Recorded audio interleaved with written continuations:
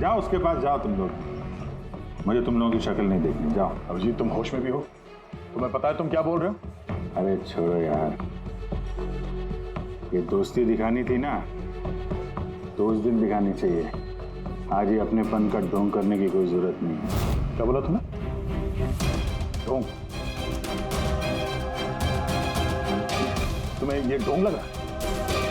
और क्या, सही है, एकदम सही है। सर, जाओ जाओ, तुम भी निकलो।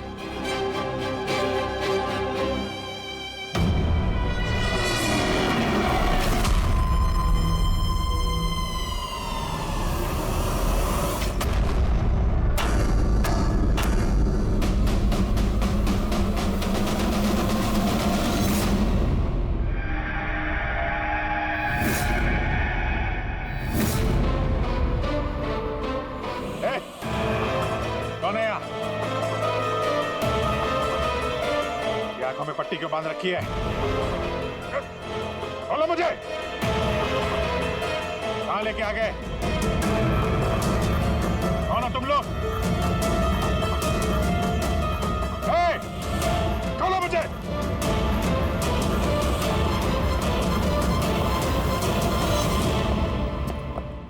कौन हो तुम लोग? पट्टी खोलो।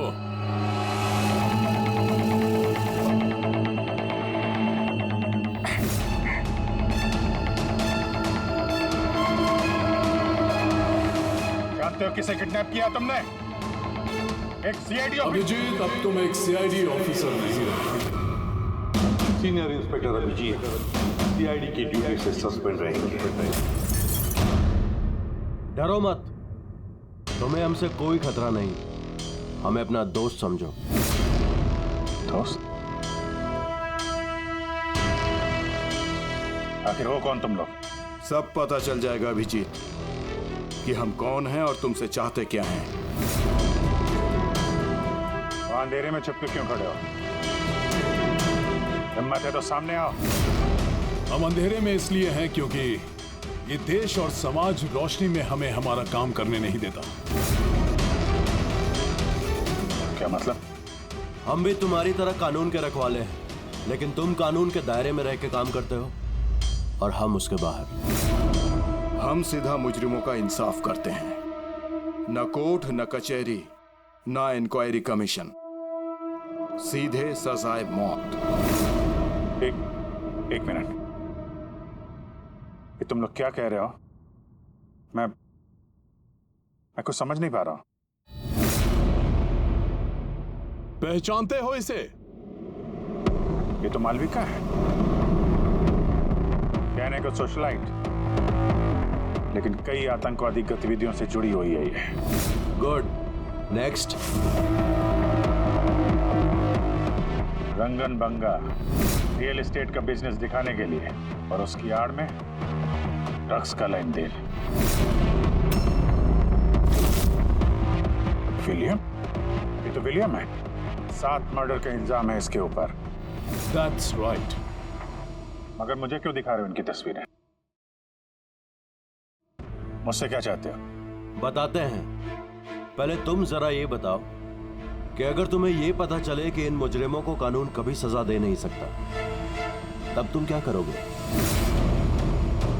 अगर इनको कभी सजा नहीं मिल पाई तो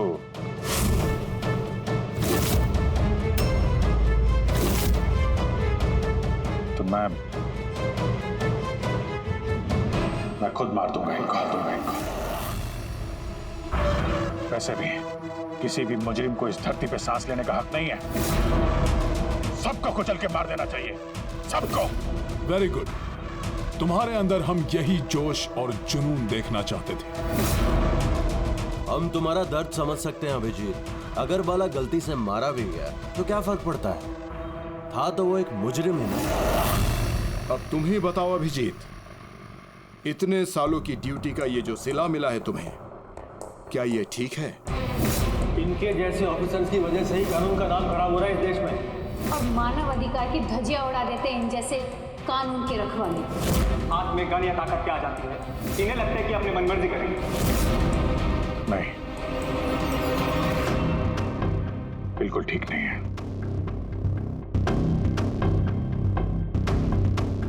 सिर्फ मैं ही जानता हूं सपमान का घूंट पीने से क्या बीत रही है मुझ पे। किस आग में चल रहा हूं मैं।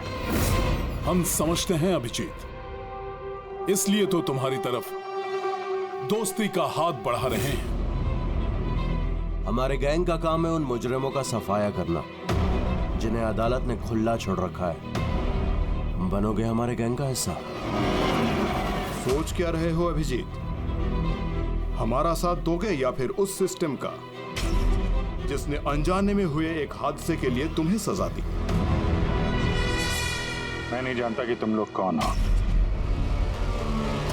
पर जब लड़ाई जुर्म और मुजरिमों के खिलाफ है तो अभिजीत का जवाब हमेशा हाँ है। और इससे पहले तुम्हें अपनी वफादारी की परीक्षा देनी होगी। वफादारी की परीक्षा? कौन है आदमी? छगन आज तक 5 औरतों को मार चुका है और अदालत ने इसे दिमागी रूप में बीमार करार देकर रिहा कर दिया। लो रिवॉल्वर और चलाओ गोली।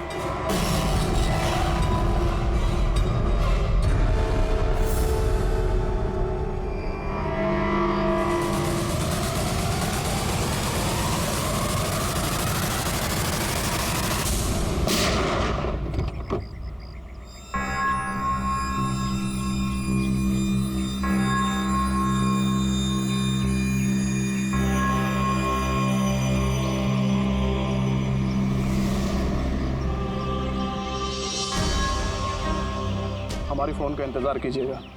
और हाँ, जो आपको तकलीफ हुई ना, उसके लिए सॉरी। और एक बात ध्यान में रखिएगा, फ़ोन हमेशा अपने साथ रखिएगा। अगर बाथरूम जाना है तो भी।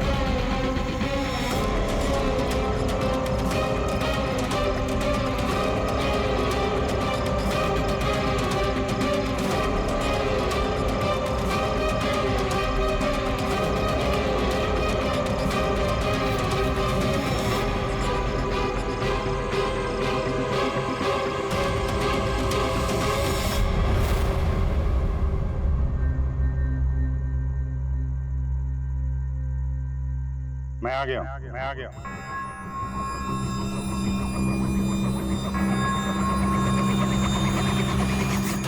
हमारा अंदाजा सही निकला। मतलब जो कहानी हमने फैलाई थी वो मान लिया उन लोगों ने। और चारा ही क्या था? जिस जाल में वो लोग फंसे हैं उसे हमने 1 महीने पहले ही देखा था।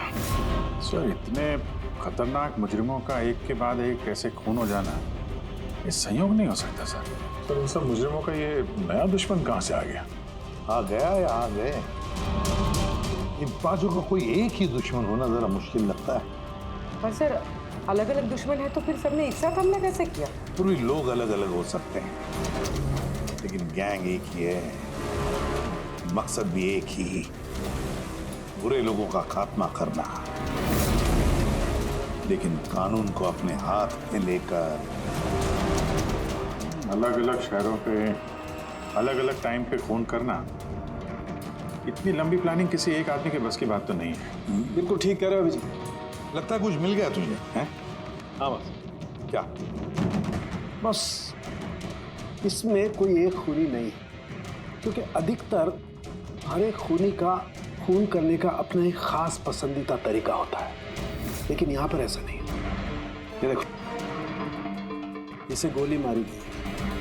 गोली बहुत दूर से मारी गई है, लेकिन गोली सीधी जाकर के दिल में लगी है, एक इंच भी इधर उधर नहीं। दूसरा, इसे मार्शल आर्ट के किसी एक खास मूव से मारा गया है, बहुत ही खतरनाक, एक झटके में चित। और ये तीसरा मर्डर? ये तीसरा, इसे जहर से मारा गया है। एक खास नुकीली चीज से जहर इंजेक्ट किया गया है, सीधा आर्टरी। जहर तुरंत खून में मिल गया और ये खत्म। तो तीसरा मर्डर भी किसी एक्सपर्ट ने किया है सर? हाँ, ये पहला शार्प शूटर, दूसरा मार्शियल एक्सपर्ट और तीसरा खास तरीके से जहर का इंजेक्शन देने वाला। ये जो भी है, इन्होंने अलग अलग तरीके से जान लेने की ट्रेनिंग पाई है, जैसे कोई स्पेशल एजेंट। और शायद इस गैंग में इस तरह की सोच रखने वाले और भी लोग शामिल होंगे जो समाज से मुजरिमों को मिटाना चाहते हैं। सर, अगर ये लोग इतने एक्सपर्ट हैं तो ना ही कोई सुराग छोड़ेंगे, ना ही कोई पहचान। इन तक पहुंचेंगे कैसे? लोहा लोहे को काटता है पूर्वी। इन लोगों के गैंग तक पहुंचने का एक तरीका है, बाला की मौत का नाटक। सब कुछ प्लान के मुताबिक चल रहा था सर। फिर उन्होंने मुझे एक आदमी के ऊपर गन तान के ट्रिगर दबाने को कहा। और तुमने ट्रिगर दबा दिया? Yes sir. कानून की जुर्म पे हुई आज एक और शानदार जीत। खतरनाक मुजरिम बाला सीजू, जिसे बच्चों की तस्करी के लिए देश के हर राज्यों की पुलिस तलाश कर रही थी, वो आखिरकार सीआईडी के हाथों पकड़ा गया। अब सीआईडी की टीम बाला से पूछताछ करेगी और बाला के इंटरोगेशन का वीडियो बना के उसे सबूत के तौर पर अदालत में पेश करेगी, ताकि बाला को सख्त से सख्त सजा दी जा सके।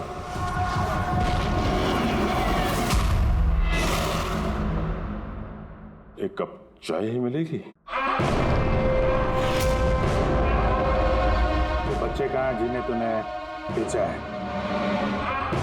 मैंने किसी बच्चे को नहीं बेचा। बच्चे देश में है या विदेश में? मेरी चाय कहाँ है एसीपी साहब? देश में या विदेश में? बाला, उन बच्चों को सही सलामत उनके माँ बाप तक पहुंचाने की कसम खाई है हमने। अगर उनको कुछ हुआ ना, तो तेरे साथ वो करेंगे जो तू सपने में भी सोच नहीं सकता।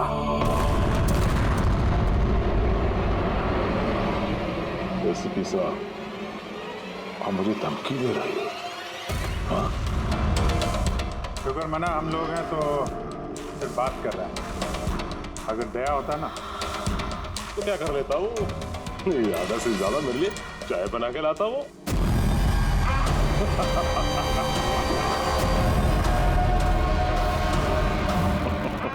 नीचे का। अरे मैडम जी, आप ही मेरे लिए चाय बना के ले। वैसे भी औरतों का काम रसोई घर में होता है। सीएड में कहाँ फिर रहे हो आप? तेरी तो और अगर मुझे मैडम जी के हाथ की चाय अच्छी लगी, हाँ, तो मैं इनसे शादी करने के बारे में भी सोच सकता हूँ। वकील साहब, ये हद से ज्यादा बढ़ रहा है। क्यों? तुझे इतनी प्रॉब्लम क्यों हो रही है अभी? हाँ? तेरा इस मैडम के साथ कोई चक्कर वक्कर है क्या? ये आपने क्या किया? मेरे क्लाइंट पे हाथ उठाया आपने?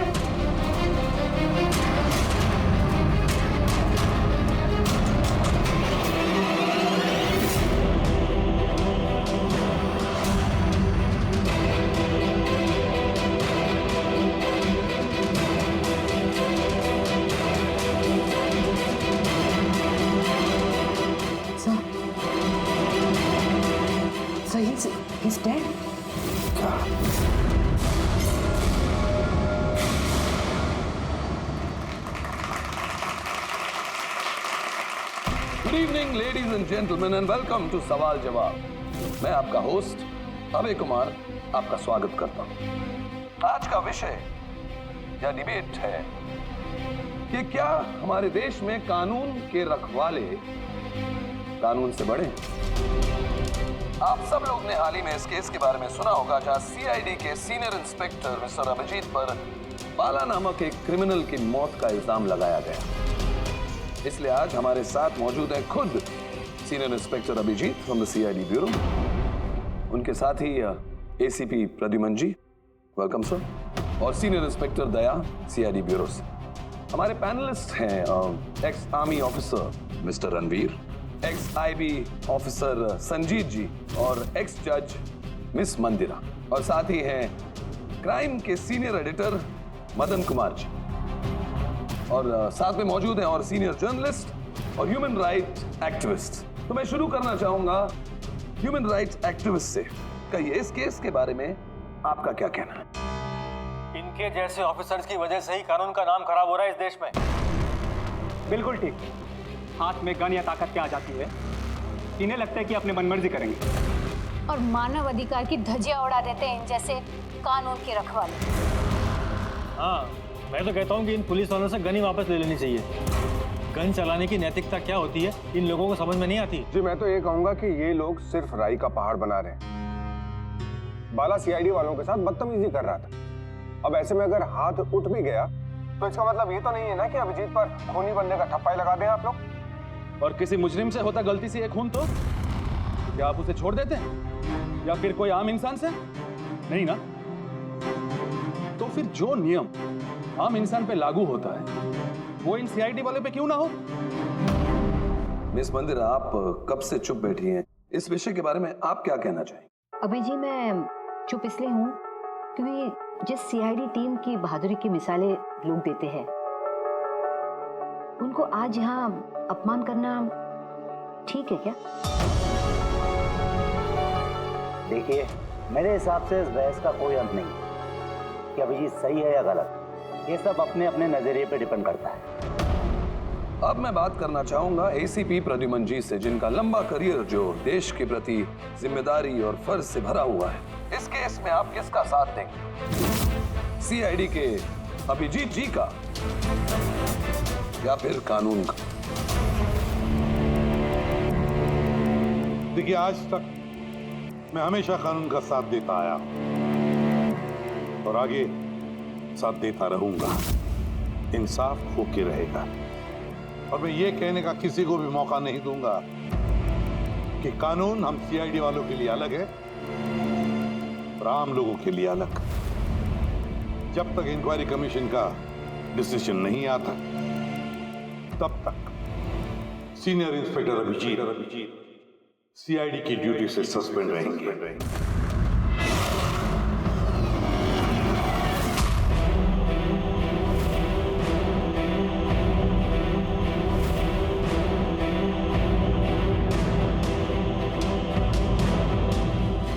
एक मिनट सर।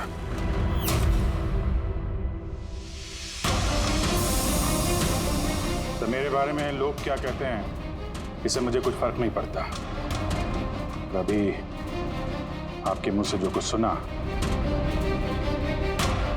बहुत तकलीफ हो रही है सर। जो कुछ हुआ आपके सामने हुआ, आप वहीं पे मौजूद थे। अपने दिल पे हाथ रख के कहिए सर कि मैंने जानबूझ के आदमी को मारा है।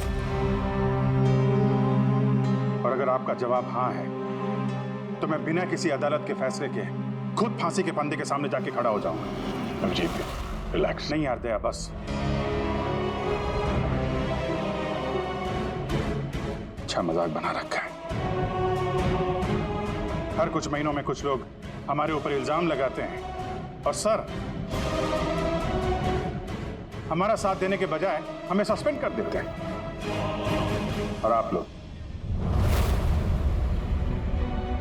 बड़ी बड़ी बातें कर रहे थे मानव अधिकार की। क्या कह रहे थे आप? हमारे हाथों से गन ले लेनी चाहिए। अगर आज आप लोग अपने घरों में सुरक्षित तरीके से होली दिवाली मना रहे हैं वो इसलिए कि हमारे हाथों में गन्स हैं। हम लोग रात भर जागते हैं ताकि आप लोग चैन की नींद सो सकें।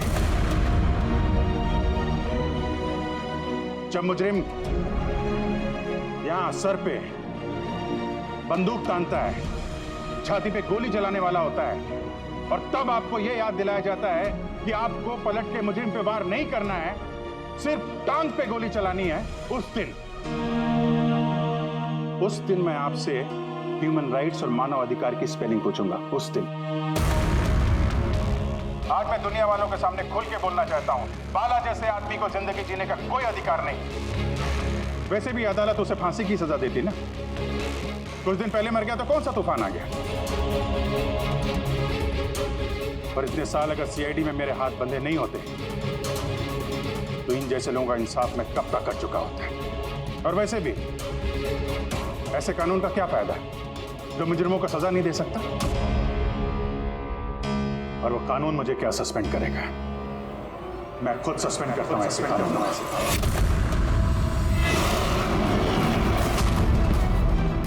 दिल में जज्बा और जेब में इस्तीफा लेके हमेशा घूमता हूं मैं।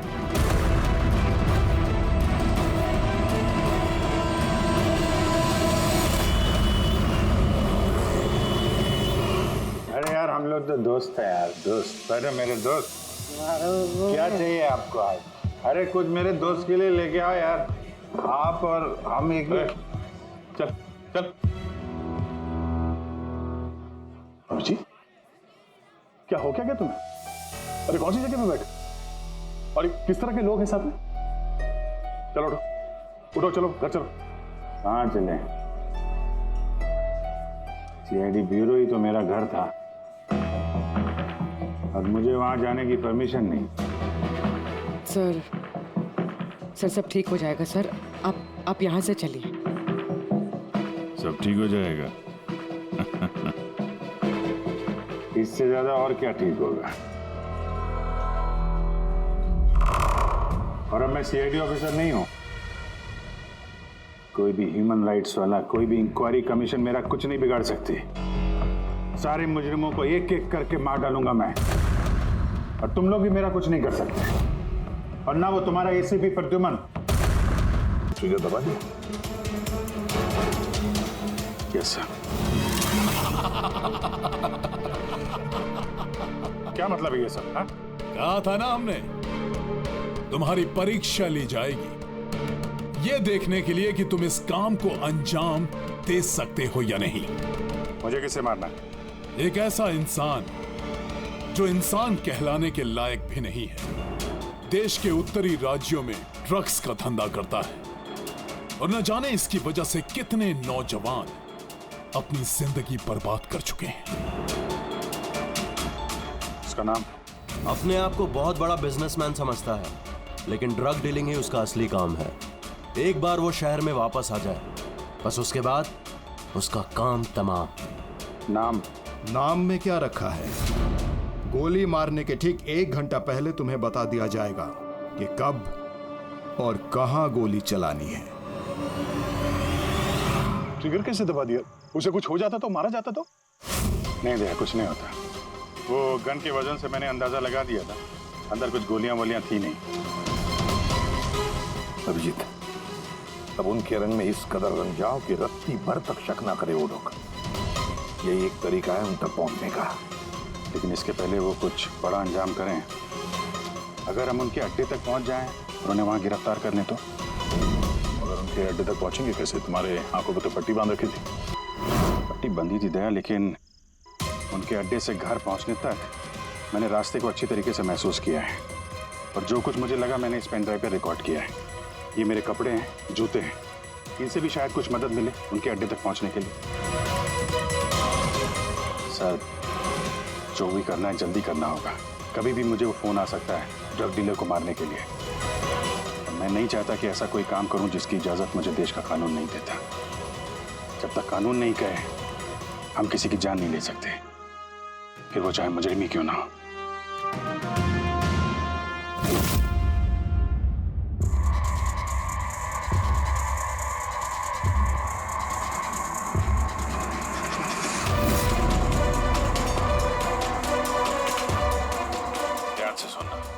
कुल मिला के 1.5 घंटे लगे थे मुझे उनके अड्डे से अपने घर आने में।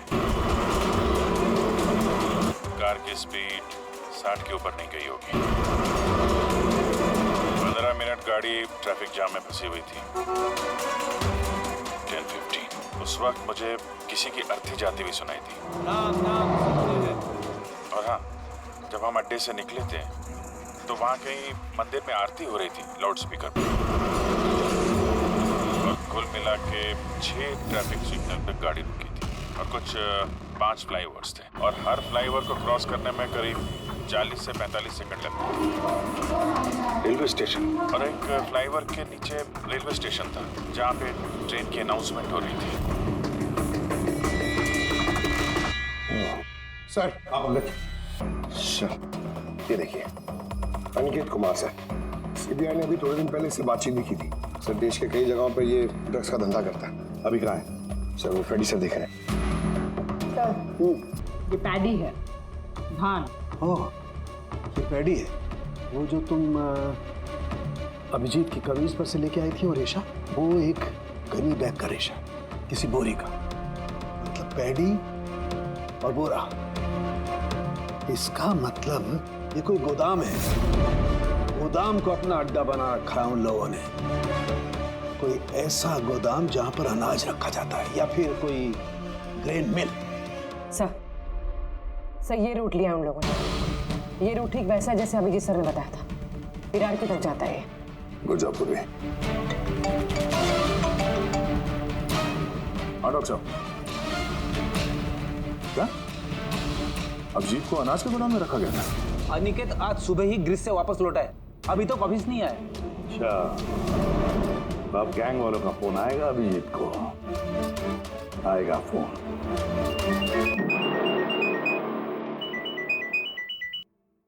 हेलो, आपके लिए एक खुशखबरी है अभिजीत सर। जिस घड़ी का आपको इंतजार था वो आ गई है। आज आपके शुभ हाथों से एक मुजरिम को सजा मिलेगी।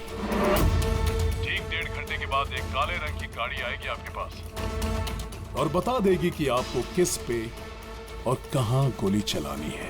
मगर राइफल कौन सी है? क्या फर्क पड़ता है? राइफल कौन सी है?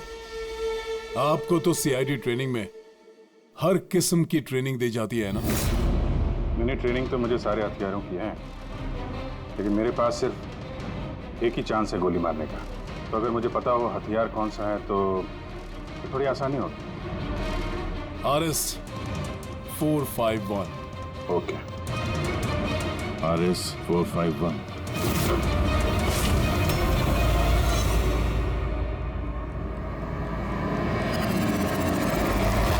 ये क्या कह रहे हैं आप? मेरी जान को खतरा है? फिर तो मैं कहीं जाऊंगा ही नहीं, घर के अंदर ही छुप के बैठूंगा मैं। सारी मीटिंग्स कैंसिल। अनिकेत, घर में छुप कर बैठने से कोई फायदा नहीं होगा। उन लोगों ने ठान लिया है तुम्हें मारने का और वो मार कर ही रहेंगे तुम्हें। आप कुछ कीजिए ना, आप लोग सीआईडी वाले हैं, बचा लीजिए मुझे। बचा लेंगे हम तुम्हें। सिर्फ इस बार गोली हमारा ऑफिसर तुम पर चलाएगा।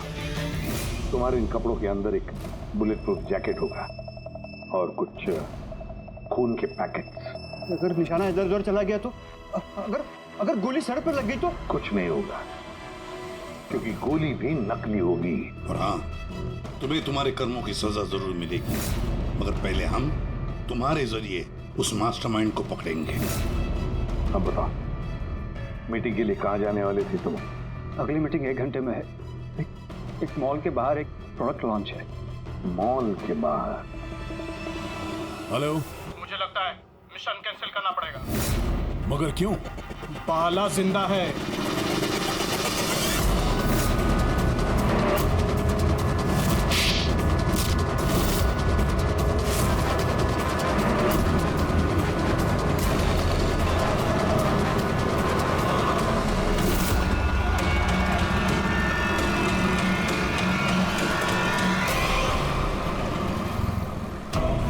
बहुत बड़ा धोखा हुआ हमारे साथ में।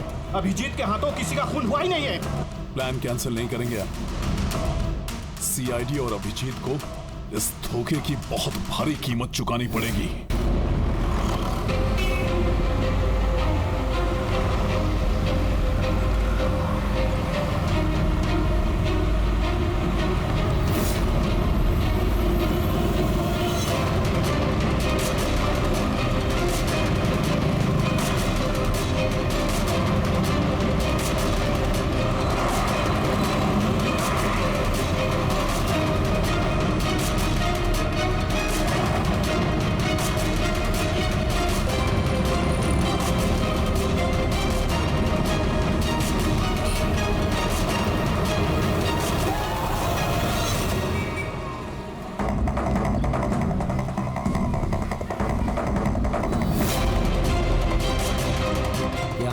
आदमी आने वाला है।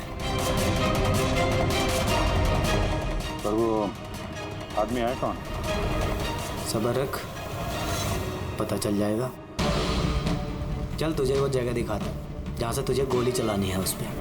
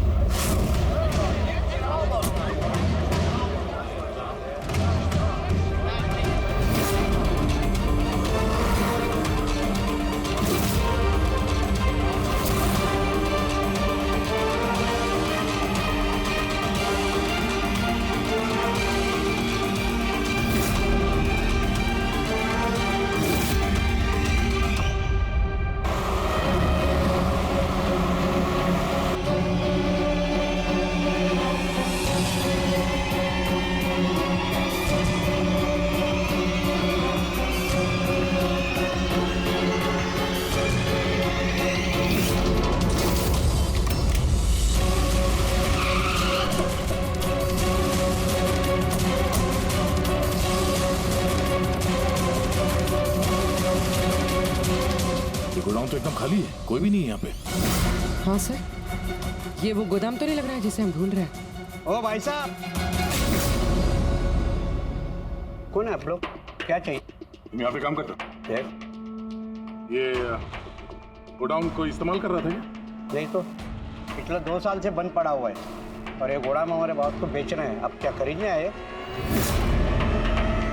अगर ये वो गोडाउन नहीं है तो फिर कौन सा गोडाउन है?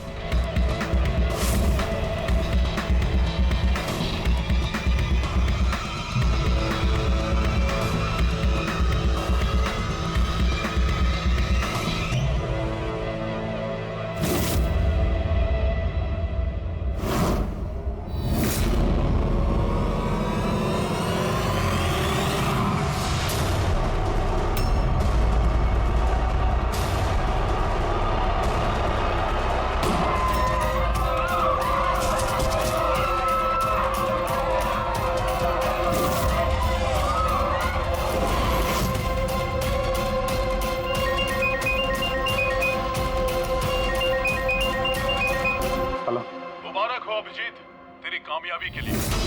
अनिकेत के टिकट कट चुकी है। अब बैठो गाड़ी में, मिलकर बधाई दूंगा तुम्हें।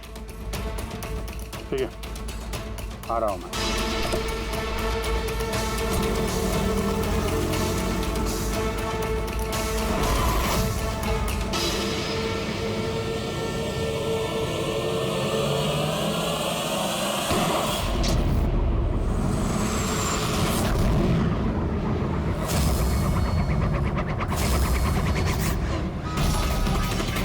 पंकज, पूरा छोड़ना नहीं।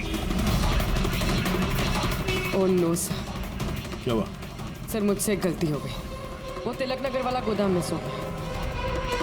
सर ये देखिए सर, वहाँ पर भी मंदिर है, स्मशान है, फ्लाईओवर है और रेलवे ट्रैक है। कहीं ये वही गोडाउन तो नहीं है? कितनी दूर है यहाँ से? सर ट्रैफिक है तो 40-45 मिनट लगेगा। सर मुझे को पता था हमारे प्लान का। अभिजीत सर नकली गोली चलाने वाले थे। अभिजीत की जान को खतरा है, दया को फोन करना होगा। दया, देखो अनिकेत पर किसने गोली चलाई है, असली गोली। हाँ, अभिजीत की जान को खतरा है। उनके अड्डे का पता चल गया? नहीं सर, ढूंढ रहा हूँ। जल्दी जल्दी दया, टाइम नहीं है हमारे पास।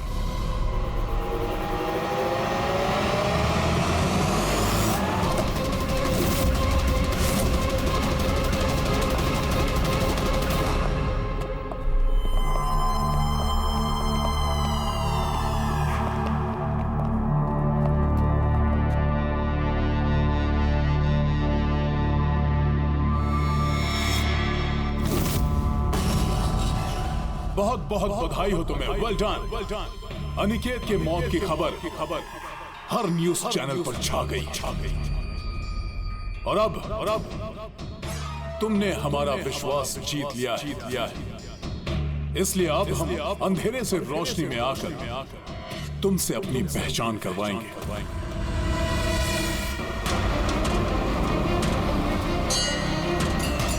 ये मंदिर है।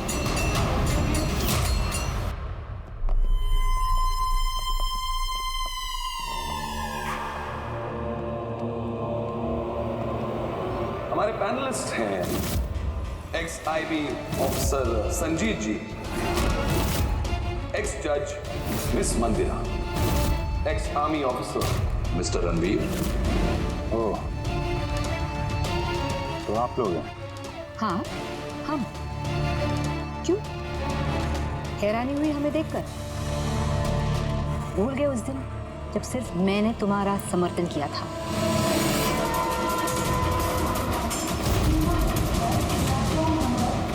ये रेलवे स्टेशन। अभिजीत, हम सबका मकसद एक है, जुर्म का सफाया। मगर आपके ये चौथे साथी, इनको क्या हुआ है? ये सामने क्यों नहीं आ रहा है? मैं सामने आऊंगा भी नहीं, क्योंकि तुम एक धोखेबाज हो।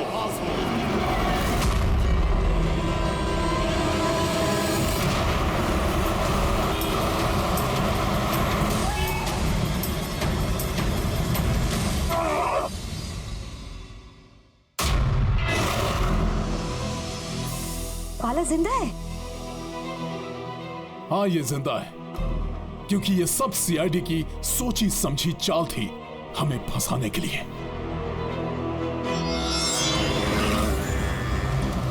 और ये स्मशान भूमि। और अनिकेत? वो भी जिंदा होगा। जरूर इस अभिजीत ने उसे नकली गोली मारी होगी। अभिजीत, इस धोखे की सजा सिर्फ मौत है, सिर्फ मौत। तुम और बाला दोनों मरोगे, दोनों। और तुझे हम नहीं मारेंगे, तुझे ये मारेगा। मैं क्यों? क्योंकि एक ईमानदार और बहादुर ऑफिसर को मारना हमारे ईमान के खिलाफ है। चल, तू मार, नहीं तो हम तुम्हें मारेंगे। वो तो आप वैसे भी मार दोगे। नहीं, हम तुम्हें एक और मौका देंगे। चलाओ गोली। ले वाला, पिस्तौल ले। ले।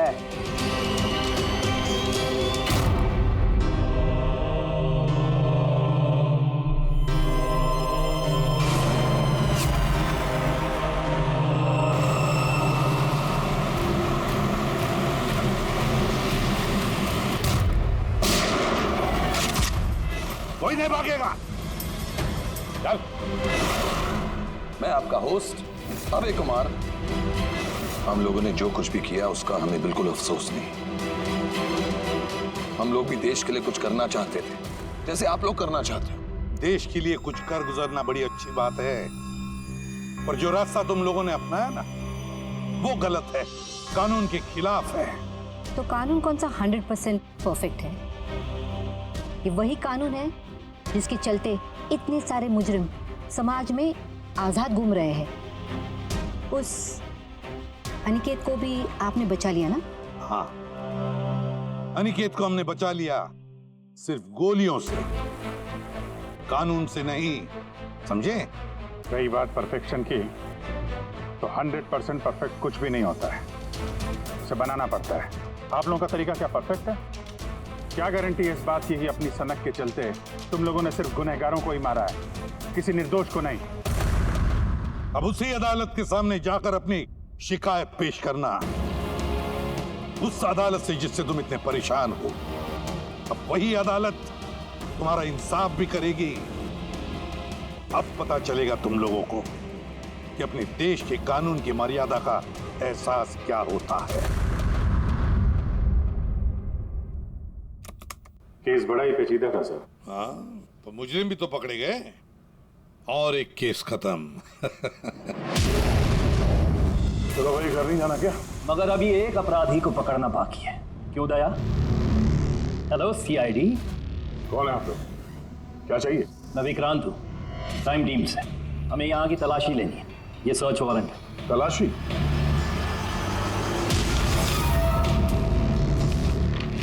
हमारी आप सबसे रिक्वेस्ट है कि आप सब हमारे साथ पूरी तरह से कोऑपरेट कीजिएगा। क्या हम जान सकते हैं कि तलाशी क्यों ली जा रही? दमन के फांसी वाले केस में आप सबके खिलाफ कंप्लेंट है। कि आप सबने एविडेंस के साथ छेड़छाड़ की थी। दया हमारे पास है, हमारी जेल में। तो अगर दया को बचाना चाहते हो तो पहले मेरे भाई को बचाना होगा, वरना ठीक 4:30 बजे ना सिर्फ मेरे भाई को फांसी होगी बल्कि सीनियर इंस्पेक्टर दया भी फांसी पर चढ़ेगा। तलाशी शुरू करो। आप सबके फोन रिकॉर्ड्स भी चेक किए जा रहे हैं। अब आप सब पे कड़ी नजर रखी जाएगी।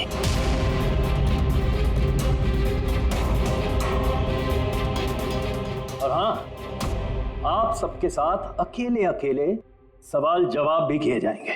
मेरी आपको पर्सनल सलाह है, जो भी बोलना बिल्कुल सच बोलना। ये सीआईडी का फ्यूचर तय करेगा। सीआईडी से हैं, कोई पानी का बुलबुला नहीं। और तुम कौन होते हो हमारा फ्यूचर तय करने वाले? हाँ? सीआईडी की बुनियाद सच की नींव पे टिकी है। झूठ बोलना हमें आता नहीं। हाँ हाँ पता है, आप सीआईडी वाले हो, पता है।